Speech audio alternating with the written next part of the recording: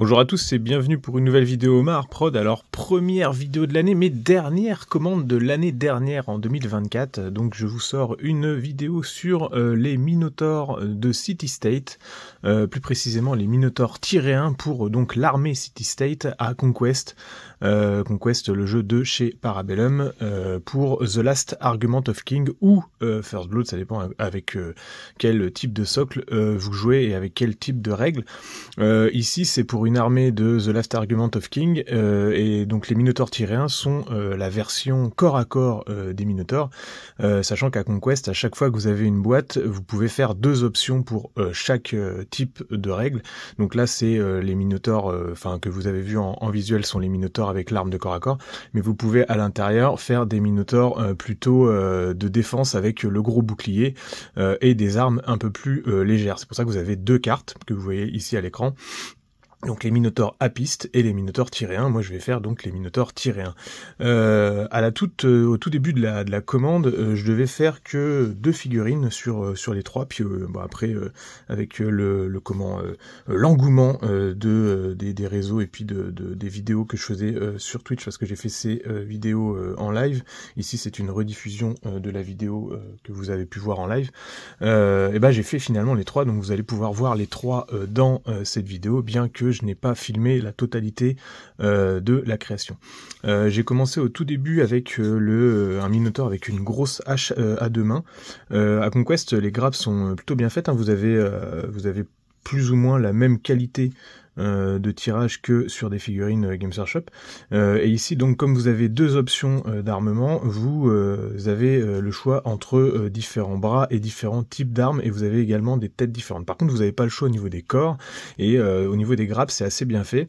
Vous pouvez assembler donc le dos et le torse, et il y a à chaque fois une grosse lettre qui est mise à l'intérieur, donc A pour la première figurine, B, etc., pour toutes les figurines, et donc c'est assez facile de s'y retrouver. Donc là, ce que je fais, c'est je dégrappe en premier les pièces qui vont me servir pour le premier Minotaur, et je fais ça petit à petit, c'est-à-dire que je commence vraiment avec la totalité des pièces qui vont me servir sur la première conversion.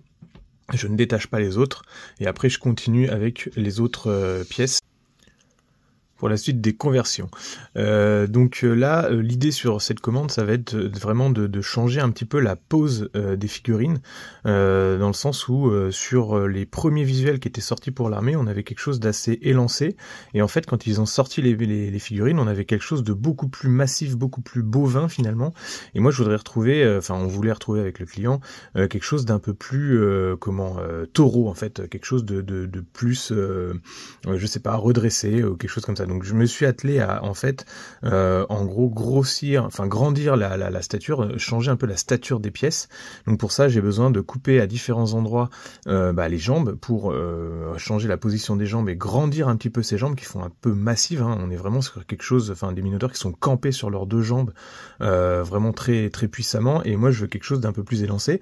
Et pour gagner un peu de stature, il convient aussi de relever un peu la tête. On a des poses qui sont un peu très courbées, avec une bosse finalement dans le dos, et moi j'ai donc changé un peu la position de la tête en relevant la tête un peu plus haute, et donc ça demande de resculpter un petit peu l'encolure, et puis comme je change beaucoup aussi les positions des bras, forcément ça demande de la resculpture au niveau de tout ce qui est jonction, que ça soit les épaules, mais aussi un tout petit peu souvent le torse, ou parfois le dos au niveau soit de l'armure, soit des poils avec la musculature et tout ça.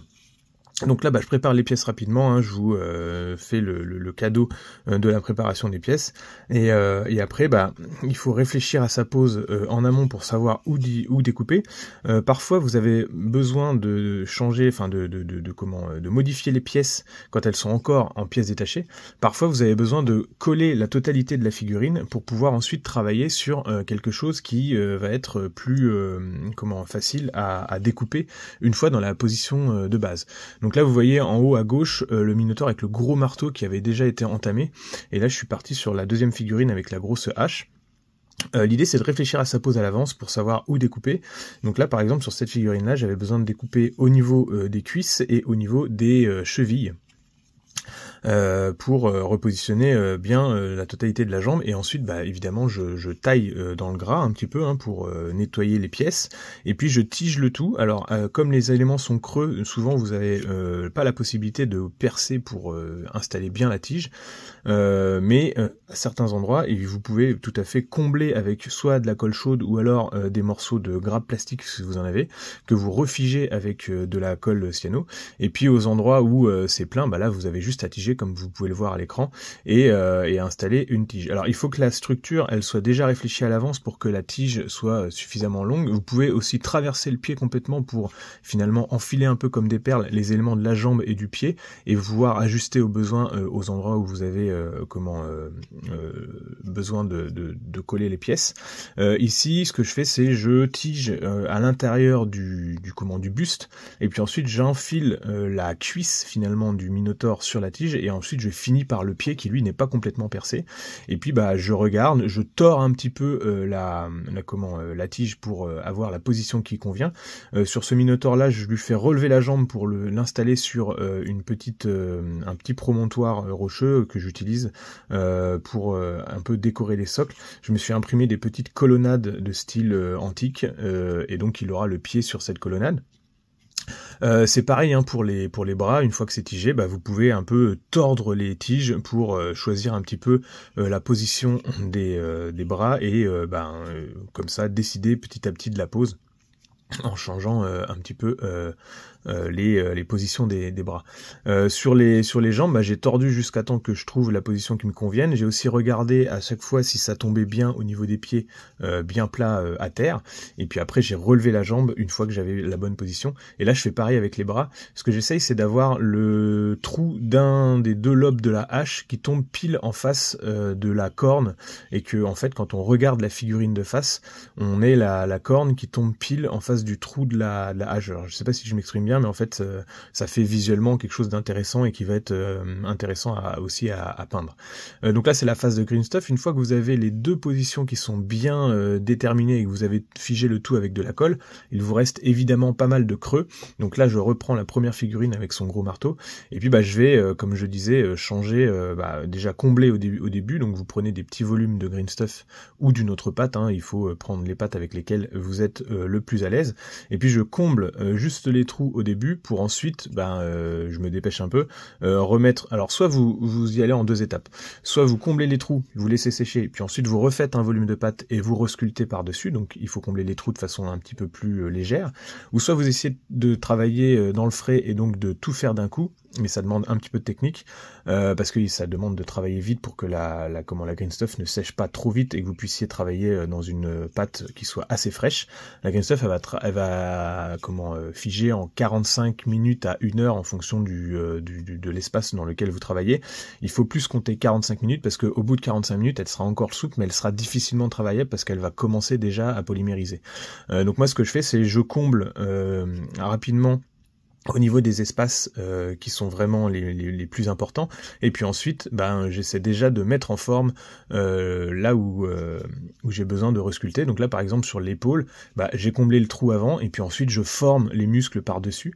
Je vais le faire quand même en deux étapes, c'est-à-dire que je vais former le gros de ce qu'il y a à reboucher, et puis ensuite dans une seconde étape, une fois que ça aura séché, je vais resculpter des détails par dessus. Mais pour l'instant on est juste au rebouchage. Donc j'ai commencé par le haut de la figurine avec les deux épaules à resculpter, ainsi que l'encolure. Sur l'encolure, j'ai refait toute la base du cou et puis une partie de la mâchoire pour ensuite revenir au-dessus et reformer les poils qui sont d'origine. Donc l'idée c'est de correspondre à la sculpture d'origine. J'essaie de refaire le même style de sculpture. Sur des minotaures, sur des monstres comme ça, les musculatures sont globalement humaines, mais on est quand même sur du monstre. Alors il faut pas, en fait c'est des muscles qui sont très surdimensionnés. Il faut pas hésiter à tricher un petit peu. Le tout c'est de faire une sorte de musculature qui soit plausible, mais elle a pas besoin d'être extrêmement réaliste. On est sur du monstre, vous ne croiserez jamais dans la rue, ou alors je vous le conseille pas, je vous le souhaite pas, un minotaure. Donc du coup vous pouvez imaginer des muscles qui, même s'ils paraissent réels, sont, si on étudie une anatomie, vont peut-être pas être tout à fait justes. Mais l'idée c'est que ça paraisse juste pour que ça soit réaliste. Donc faut pas hésiter profiter, faut prolonger les muscles qui existent déjà au niveau des découpages, faut essayer de respecter quand même un petit peu tout ce qui est les poncifs de base, du genre les muscles de l'épaule, le biceps, le triceps, ces genres de choses. Et puis c'est pour ça que en dessous de l'aisselle, j'ai remis ensuite un petit peu de poil pour faire un petit peu plus de réalisme. Sur les jambes, c'est pareil, hein, j'étends la jambe, donc j'imagine que le pied est finalement étendu. Sur des animaux comme ça, on a une sorte d'articulation inversée, si on va par là, mais qui n'en est pas vraiment une. C'est comme si votre pied était étendu et qu'en fait, votre cheville était plus haute. Du coup, si on observe bien les jambes du minotaure ici ou d'une vache, on a donc le genou qui correspondrait au genou d'un humain, et puis ensuite c'est tiré vers l'arrière et finalement le talon est beaucoup plus haut et ensuite le pied s'étire pour reposer comme si vous reposiez sur un sabot mais que vous reposiez sur vos orteils. Donc là c'est pareil, je fais les raccords au niveau des cuisses, par-dessus la cuisse je refais du tissu, ensuite je passe sur le bas des jambes. Là pour l'instant vous me voyez faire la cuisse. Donc au début du rebouchage, je remets de la résine, j'essaie de globalement retirer le muscle et puis lisser de façon à ce que la résine vienne épouser le dessous du plastique, et que la jonction soit le plus juste possible. Et puis ensuite, par-dessus, je refais du tissu, je refais la petite ceinture qui passait juste au-dessus du tissu, et tout ça c'est pour correspondre à la sculpture d'origine. Là, je dois être en train de détacher les pièces de la dernière figurine pour tout ça en fait travailler en détaché. Alors non, c'est les pièces d'armure que je suis en train d'installer. Sur la plupart des figurines, vous avez des grosses pièces d'armure au niveau des épaules qui se rajoutent par-dessus. Du coup, vous n'avez pas forcément besoin d'être extrêmement précis au niveau de la resculpture des épaules, puisqu'il y a beaucoup des espaces qui vont être cachés par la grosse plaque d'armure qui va aller par-dessus. Donc j'avais fait un rebouchage, on va dire, assez rapide sur les figurines de base en resculptant un peu les muscles des épaules, et puis après je viens, quand c'est encore frais, positionner directement les pièces d'armure qui restaient, donc les grosses épaulières, en appuyant un peu sur la résine pour que ça s'intègre à l'intérieur, et je mets aussi un petit peu de colle pour que ça fixe bien. Les figurines d'origine sont faites pour aller dans des positions particulières avec des épaulières qui sont fixes au niveau de chaque modèle, ce qui fait qu'on a des espèces d'emboîtements qui sont prévus, et comme moi j'ai modifié les poses, là vous me voyez en fait combler là où les épaulières étaient censées tomber d'origine et donc s'intégrer un petit peu au plastique, s'enfoncer dans l'armure.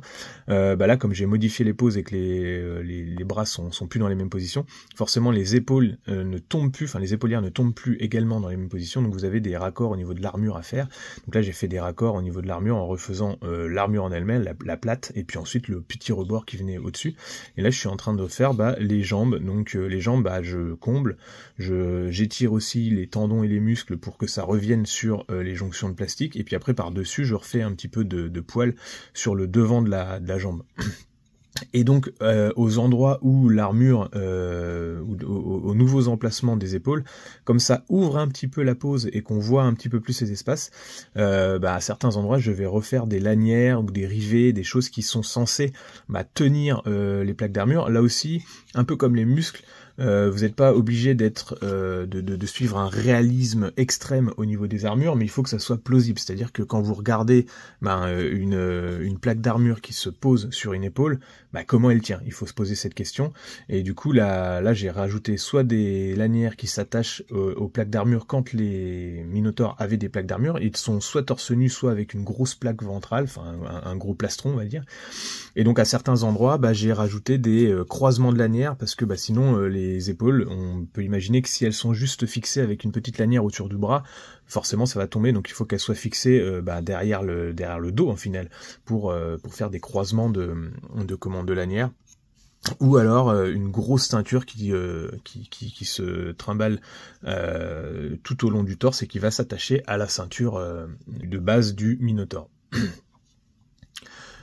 Donc là, le premier minotaure avec son marteau est terminé. Je vous remets un petit peu la façon dont j'ai refait la tête du marteau, parce que la tête du marteau ne me plaisait pas trop, donc je vous remets une petite intégration de la vidéo. En gros, j'ai refait un petit mélange de green stuff et d'apoxy, qui est mon mélange fétiche, et j'ai attendu que ça sèche, et puis après j'ai retaillé une nouvelle tête en faisant des petits pics façon attendrisseur à viande.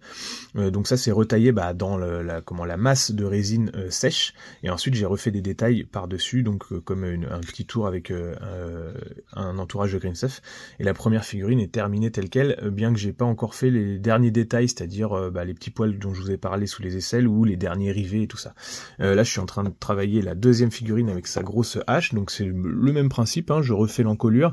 En fonction de la position de la tête, on peut imaginer sur un bœuf qui a une sorte de goitre, donc une sorte de poche de peau un peu plus importante sous le sous le menton finalement, qui relie le menton à la base du cou. Faut pas hésiter à faire pendre la peau un petit peu, hein, pour avoir quelque chose d'un peu musculeux, d'un peu gros finalement. Et là, pareil, je refais les poils sur le devant de la jambe et je réétends tout ce que j'ai découpé au niveau des différentes, la cheville, puis ensuite le haut de la cuisse. Là vous voyez en fait les débuts du rebouchage au niveau de l'épaule, assez grossier pour le début, et puis après j'affine au fur et à mesure. Ce que je fais, c'est je mets des petits des éléments de green stuff aux endroits où c'est vraiment où il y a une grosse taille finalement, un gros espace à combler. Je fais tous les espaces et puis après je me dépêche et je reviens sculpter par-dessus. L'avantage de ces grosses figurines, c'est qu'on peut facilement les tenir dans la main. Quand vous êtes sur une figurine plus petite, vous avez tendance à écraser un petit peu ce que vous avez fait. Donc le mieux, c'est quand même de la fixer sur un socle pour manipuler plutôt le socle que la figurine, sinon vous risquez à chaque fois de détruire avec vos gros doigts ce que vous venez de sculpter.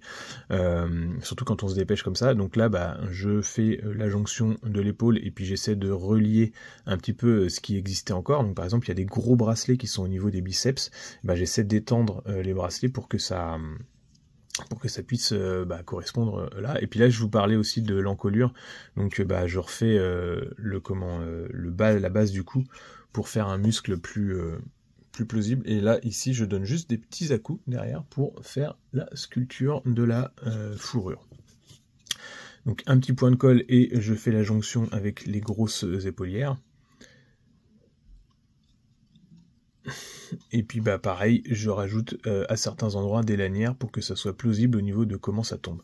Donc là ça va un petit peu vite, hein, désolé pour la vidéo, j'accélère forcément parce que quand on est sur une vidéo comme ça, on est sur plus ou moins 2 ou 3 heures de sculpture par figurine, donc vous imaginez bien que c'est assez long. Je vais pas vous faire une vidéo de au moins 6 heures.